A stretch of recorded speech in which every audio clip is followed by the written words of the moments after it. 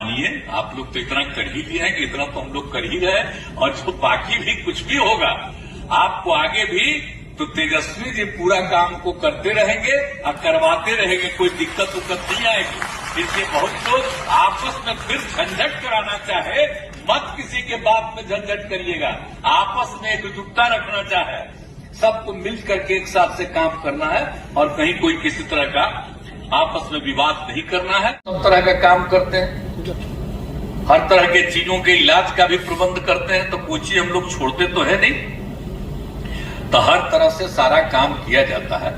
और आप लोग तो है भाई रहने वाले नालंदा के, तो जितना काम किया गया, बोलिए सबसे पुराना यूनिवर्सिटी नालंदा न था जी, और उसी में हम लगा दिए कि नालंदा यूनिवर्सिटी। हम तो कहे राज्य सरकार से, तो उस समय की जो केंद्र सरकार थी उन लोगों में भी पूरा हुआ और स्वीकार कर लिया, और उसके बाद नालंदा यूनिवर्सिटी बना दिया। कितना बढ़िया से बन रहा। लेकिन अब जिनको दिल्ली में मौका मिला है, अब वो नालंदा यूनिवर्सिटी वैसा बनाएंगे।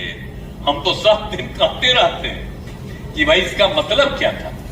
नालंदा यूनिवर्सिटी जो हम लोगों ने बनाया है, वो तो बनवाया है इसलिए कि दुनिया के अनेक राज्यों के लोग आकर के यहां पढ़ते थे, तो इसलिए हम लोग जो बनवा रहे हैं वो विशेष पढ़ाई के लिए, सामान्य की पढ़ाई के लिए नहीं है।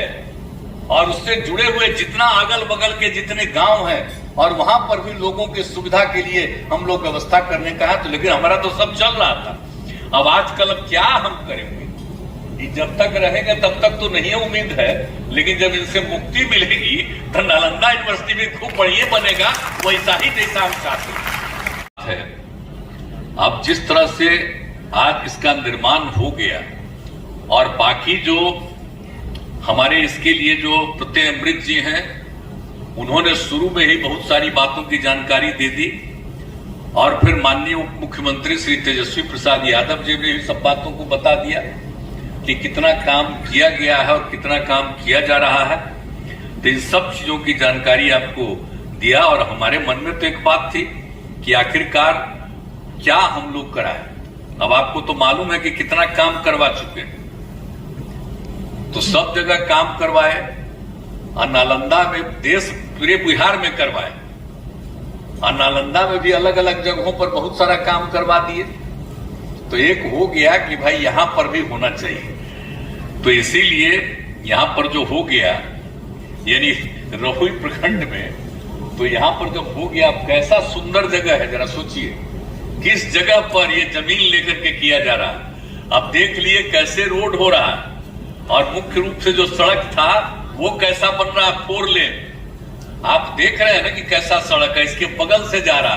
तो कोई भी आदमी अगर दंत चिकित्सा के लिए आएगा तो कहीं से भी आने में सुविधा होगी। अभी तो आपको बता दिया गया कि देश का एक खास रही है, बिहार का तो है ही, यानी इतना बढ़िया ये अस्पताल और हॉस्पिटल बन रहा है कि लोगों को अपने इलाज कराने में और पढ़ने के लिए भी कितनी सुविधा है। और यहां पर सिर्फ वही नहीं, इसके अलावा एक हिस्सा अस्पताल का बनाया जा रहा है कि अन्य प्रकार की किसी भी अनेक प्रकार की बीमारियां हो, उसके इलाज के लिए भी लोग आएंगे, और उसके लिए भी 100 बेड का कराया जा रहा है। और सब लोग जो यहां पर आएंगे उनको सब तरह का इंतजाम, और उसके लिए जितने डॉक्टर और दूसरे सब लोग रहेंगे, दंत चिकित्सा के लिए भी और अन्य चिकित्सकों के लिए, चिकित्सा के लिए भी, तो उन सब लोगों के रहने का इंतजाम, एक एक चीज का काम किया जा रहा है। अब थोड़ा सा काम बचा है और उन्होंने आश्वस्त कर दिया है। अब पूछ लीजिए इनसे